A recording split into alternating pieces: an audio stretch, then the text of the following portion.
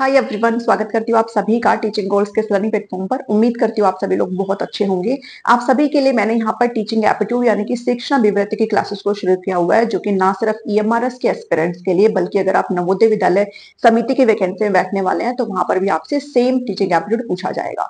तो ये सारी की सारी क्लासेस जो मैं आपको डिटेल से करा रही हूँ, इन सभी का जो प्लेलिस्ट है वो आपको इस वीडियो के डिस्क्रिप्शन में मिल जाएगा।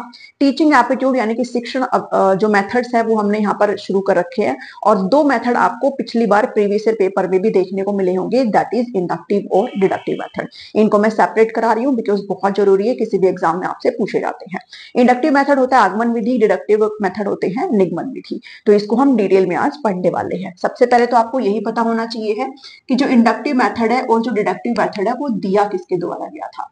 तो सर फ्रांसिस बेकोन के द्वारा, सर फ्रांसिस बेकोन के द्वारा आपका इंडक्टिव मेथड यानी कि आगमन विधि दिया गया था, और डिडक्टिव मेथड एरिस्टोटल के द्वारा यहां पर दिया गया था। एरिस्टोटल, अरस्तु, मैंने वहां पर लिखा भी हुआ है, आप देख लीजिएगा। ठीक है, अगर आप मेरे से नोट्स ले रहे हैं तो आपको ये सारी की सारी चीजें मिल जाएगी ऑटोमेटिक, अदरवाइज आप अपने नोट्स यहाँ पर बनाते हुए चलेंगे।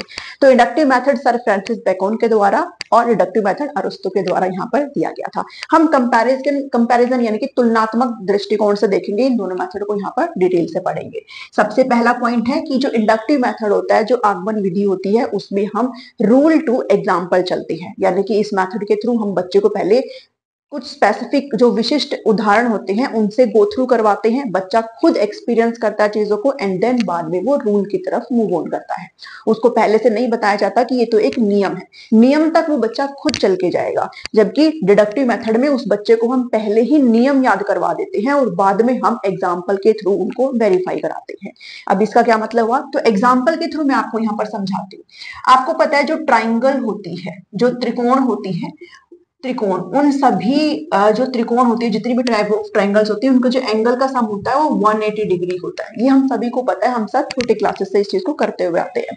बट अगर ये चीज मुझे इंडक्टिव मेथड से करानी है तो मैं कैसे कराऊंगी।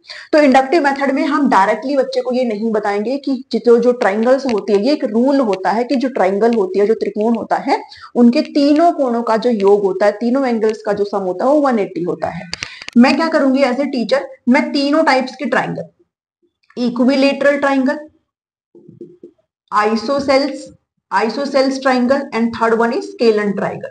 ठीक है, और जो साइंस बैकग्राउंड के, जो मैथ बैकग्राउंड के नहीं है, उनको मैं बता दूं कि ये तीन तरह की होती है। इक्विलेटरल वो ट्राइंगल होती है जिनके दो साइड तीनों साइड बराबर होती है और तीनों जो एंगल होते हैं वो भी बराबर होते हैं। आइसोसेल्स में दो साइड बराबर होती है और दो एंगल आपके सेम होते हैं। स्केलन में कोई भी साइड आपकी बराबर नहीं होती है। ये आपसे नहीं पूछा जाएगा। बट यहाँ पर मैं जो बच्चे हैं उन सभी को तीन ट्राइंगल्स दूंगी, इक्विलेटरल, एक आइसोसेल्स और एक स्केलन ट्राइंगल यहाँ पर उनको दूंगी। ट्राइंगल के वैसे और भी टाइप्स होते हैं, बट यहाँ पर हम इन चीज के थ्रू भी पढ़ते हैं। तो बच्चे क्या करेंगे, मैं उनको कहूंगी कि बेटा आप इनको ना तीनों एंगल का जो सम है उनको आप प्लस करिए। तो बच्चे क्या करेंगे, भाई ऑब्वियस सी बात है, अब 180 आएगा तो वो कहेंगे कि ये जो ट्राइंगल है इसके जो एंगल्स है उनका सम भी 180 है, इस ट्राइंगल के सम का एंगल भी 180 है और इस ट्राइंगल के सम जो सम है वो भी 180 है। अब जब बच्चे यहां तक पहुंच जाएंगे तब मैं उनको बताऊंगी कि आपने देखा कि मैंने जो तीन तरीके की ट्राइंगल आपको दी है, सबका जो एंगल का सम है वो कितना निकल के आ रहा है, 180। तब मैं उनको ये रूल बताऊंगी कि बच्चों ये एक नियम होता है कि कोई भी त्रिकोण हो, कोई भी ट्राइंगल हो, उसका जो सम का जो एंगल का जो सम होता है वो कितना होता है, 180 होता है। तो ये जो नियम है, ये जो रूल है, वो बाद में बच्चे को कन्वे किया जाएगा, पहले नहीं बताया जाएगा। तो इससे बच्चे बेटर तरीके से सीखेंगे। बच्चा ऑब्जर्वेशन करेगा सबसे पहले, बाद में वो नियम तक जाएगा। जबकि इसके अंदर क्या करूंगी, पहले ही हम रूल बच्चे को बता देंगे। ठीक है, कि सम ऑफ एंगल्स ऑफ ट्राइंगल क्या होती है, हमेशा 180 डिग्री होती है। यानी कि जितने भी एंगल्स होते हैं, तीनों जो कोण होते हैं, उनका जो योग होता है वो 180 डिग्री होता है। अगर मैं इस मेथड से बच्चों को पढ़ाऊंगी, पहले ही बता दूंगी उनको 180 डिग्री होता है। उसके बाद मैं उनको तीन तरीके के ट्राइंगल यहाँ पर दूंगी, तीनों तरीके के, इक्विलेटरल भी दूंगी यहाँ पर, ठीक है, स्केलन भी दूंगी यहाँ पर, एंड आइसोसेल्स भी दूंगी। फिर क्या करेंगे बच्चे फिर यहाँ पर सिर्फ इस रूल को क्या कर रहे हैं, वेरीफाई कर रहे हैं, और उनका जो एंगल का सम आएगा 180 आएगा, 180 आएगा एंड 180 आएगा। ठीक है, तो फर्क क्या हुआ दोनों चीजें में, तो दोनों ऑपोजिट है। इसमें हम बच्चे से पहले करवाएंगे, करके उसको फिर बताएंगे कि आपने जो भी किया वो तो एक नियम है। ठीक है। और इसमें हम पहले ही उस बच्चे को नियम बता देंगे और बाद में सिर्फ वेरीफाई करवाते हैं। तो एक तरीके से ये क्या है भाई, बच्चा रट लेता है कि ये नियम है, इसको हमने वेरीफाई करना है। ठीक है, this is the difference between inductive and deductive method. I hope आपको ये चीजें समझ में आई होगी। सेकेंड पॉइंट है, कुछ और भी ना नाम से आप इनको इंडक्टिव डिडक्टिव मेथड को जानते हो, आपसे पूछे भी जाते हैं, तो वो भी आपको यहाँ पर समझ लेने हैं। ध्यान देना, इसमें हम स्पेसिफिक टू जनरलाइजेशन करते हैं, विशिष्ट से सामान्य की तरफ जाते हैं। ऑब्वियसली बात है, हम स्पेसिफिक जो एग्जाम्पल है, जो उदाहरण है, उसको पहले यहाँ पर ऑब्जर्व करते हैं और बाद में फिर हम किसकी तरफ जाते हैं, किसी भी रूल की तरफ जाते हैं। बाद में हम जनरलाइजेशन करते हैं कि ये तो एक क्या है, कोई थ्योरी है, कोई पैटर्न है, कोई रूल है, कोई सिद्धांत है, ये तो ठीक है। जबकि यहाँ पर क्या है, आपको पहले से ही रूल बता के रखते हैं, आपको पहले से ही पैटर्न बता दिया जाता है और बाद में आप कुछ स्पेसिफिक एग्जांपल्स के थ्रू उसको क्या करते हो, वेरीफाई करते हो। तो ये आपका स्पेसिफिक टू जनरल है and this one is general to specific deductive method है ये। ओके, नेक्स्ट जब हम बात करते हैं तो इसको माइक्रो टू मैक्रो भी बोलते हैं and this one is macro to micro बोलते हैं। आपको पता है माइक्रो जो बहुत बिल्कुल छोटे लेवल का होता है उसको माइक्रो बोला जाता है। ठीक है, माइक्रो का मतलब क्या है कि आप कंक्रीट एग्जाम्पल से, ठीक है, मूर्त उदाहरणों से आप फिर कहां तक जाते हो, एब्स्ट्रैक्ट तक जाते हो। ठीक है, अमूर्त तक जाते हो। आप एकदम से अमूर्त चीजों के बारे में नहीं सोचने लग जाते हो। तो इसमें आप पहले आपको कुछ ऐसे एग्जाम्पल्स है जो कि आपको पहले से आप उसके बारे में अवगत हो, आपके सामने हैं, आप उनको फील कर सकते हो। ऐसे एग्जाम्पल से आपको बाद में फिर जनरलाइजेशन करवाया जाता है और you can say concrete to abstract. तो आपको ये भी पूछा जा सकता है कि ये जो है वो क्या है, कंक्रीट टू एब्स्ट्रैक्ट है। आप पहले उन चीजों से गो थ्रू होते हैं जो आपके सामने है, जिनको आप एक्चुअल में करके देख सकते हो, बाद में आप एब्स्ट्रैक्ट चीजों की तरफ जाते हो। ठीक है, और अगर ये आपका कंक्रीट टू एब्स्ट्रैक्ट है तो ये आपका क्या हो जाएगा, एब्स्ट्रैक्ट टू कंक्रीट। ओके, अमूर्त से मूर्त। ध्यान दीजिएगा, तो मैंने सारे पॉइंट्स यहां पर लिख दिए हैं आपके लिए। तो ये माइक्रो टू मैक्रो है, सूक्ष्म से स्थूल की तरफ, और ये क्या है, मैक्रो टू माइक्रो है, स्थूल से सूक्ष्म की तरफ। तो मैंने आपको एग्जांपल के थ्रू भी बता दिया है। देन आता है सिंपल टू कॉम्प्लेक्स, सरल से जटिल। हिंदी में नहीं लिखा बिकॉज ये तो सबको पता ही होगा, सरल से जटिल। ठीक है, and this one is known to unknown, ज्ञात से अज्ञात की ओर। सिंपल सी बात है भाई, हम सबसे पहले सिंपल तरीके से बच्चों को करवा रहे हो, बाद में उसको कॉम्प्लेक्सिटी यानी कि जटिलता तक लेके जा रहे हैं।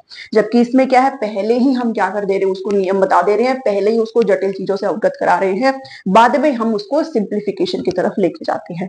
ये नोन टू अननोन है। ठीक है, आप एग्जाम्पल के थ्रू जब आप चीजों को करते हो तो कहीं ना कहीं आपके प्रीवियस नॉलेज के साथ वो चीजें जुड़ी हुई होती है। तो ये ज्ञात से अज्ञात की तरफ है एंड दिस वन इज अज्ञात टू ज्ञात। इतनी चीजें आपको आई थिंक समझ में आई होगी। इस पर्टिकुलर इंडक्टिव मेथड में बच्चा पूरी तरीके से क्या है, एक्टिव है। बच्चा क्या है, सक्रिय है। बच्चा यहाँ पर ऑब्जर्व करते हुए चलता है, बच्चा यहाँ पर अवलोकन कर रहा है, खुद से कर रहा है, खुद से सारे एग्जाम्पल से गो थ्रू हो रहा है, देन बाद में वो रूल्स तक पहुंच रहा है। यहाँ पर क्या है, बच्चा डिपेंडेंट है। ठीक है, वो सिर्फ रूल को क्या कर रहा है, मेमोराइज कर रहा है, रूल को सिर्फ याद कर ले रहा है और सिर्फ एग्जाम्पल के थ्रू क्या कर रहा है, उसको वेरीफाई कर ले रहा है। ओके, इसमें अच्छा, जब हमने यह कहा कि भाई ये निर्भर करता है, इसमें बच्चा मेमोराइज कर लेता है बच्चा, तो इसके भी कुछ ना कुछ अच्छी चीजें हैं, इसके भी साइड इफेक्ट्स है, इसकी भी अच्छी चीजें और इसके भी कहीं ना कहीं डिमेरिट्स है। अब आपने देखा होगा कि बच्चा पहले सारे ट्राइंगल्स को करके देख रहा है, बाद में फिर उसको बताया जाएगा भाई दिस इज ये तो एक्चुअल रूल होता है, जो आप पहले भी बता सकते थे। तो ये क्या है, ये ना टाइम कंज्यूमिंग है। ठीक है, ये क्या है, टाइम टेकिंग है, बहुत ज्यादा समय लेने वाला आपका ये मेथड है। इसमें समय बहुत ज्यादा लगता है और यू कैन से समय ज्यादा लगता है।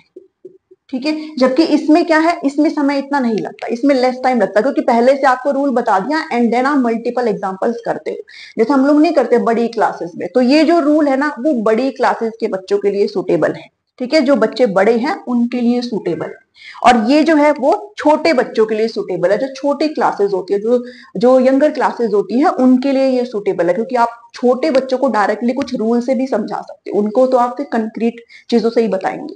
तो ये छोटे बच्चों के लिए जरूरी होता है, और बड़े बच्चों को आप हर चीज ऐसे वेरीफाई करवाते हुए नहीं करवा सकते, ऐसा तो फिर उनका सिलेबस ही खत्म नहीं होगा। मैथमेटिक्स में आपने देखा होगा, इतने सारे थ्योरीज होते हैं, इतने सारे एग्जाम्पल्स होते हैं, बहुत सारी चीजें होती है, तो आपकी क्या क्या चीजें करवाओगे। तो बड़े बच्चों के लिए पहले हम रूल्स बता देते हैं, बाद में बच्चे क्या करते हैं, मल्टीपल चीजों से फिर गो थ्रू होते हैं।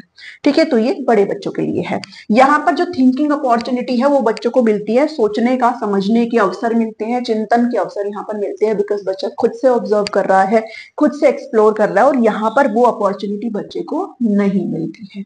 ठीक है, तो वो सिर्फ वो फॉलो कर रहा है जो उनको पहले बता दिया गया है, सिर्फ उसी के अकॉर्डिंग वो आगे चीजें लेकर के जा रहा है।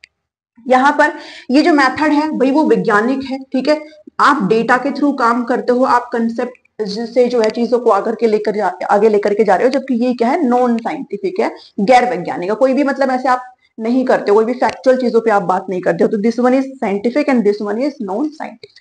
तो आई होप मैंने इसमें आपको मेरिट्स डिमेरिट्स सब कुछ इसमें इंक्लूड कर दिया है। ठीक है, so this is about inductive and deductive method. I hope आपको समझ में आया होगा। एग्जाम्पल टू रूल यानी कि उदाहरण से नियम की तरफ हम जब जाते हैं, जब बच्चों को हम रूल की तरफ खुद से उसको ऑब्जर्व कराते हुए, एक्सप्लोर कराते हुए लेकर के जाते हैं, तो वो इंडक्टिव मेथड होता है। और जब हम डायरेक्टली बच्चे को रूल बता करके और फिर उसको एग्जाम्पल के थ्रू लेकर के जाते हैं, तो फिर वो डिडक्टिव मेथड होता है। आई होप आपको ये चीजें समझ में आई होगी।